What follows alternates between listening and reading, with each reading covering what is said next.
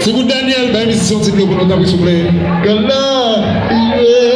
Vanessa, ce sera un bon titre, quelques minutes.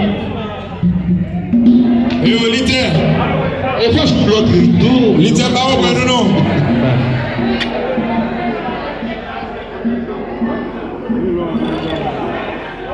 Le litère. Litère mais c'est marque. Et comme ça, pour nous faire bagaille. À la Sogoussin. On dit déplacer par hasard. On fait une bilan, on va pas le faire. Nous bagaille comme ça, 3 c'est pas. Mandalo la colle. 3 c'est matin.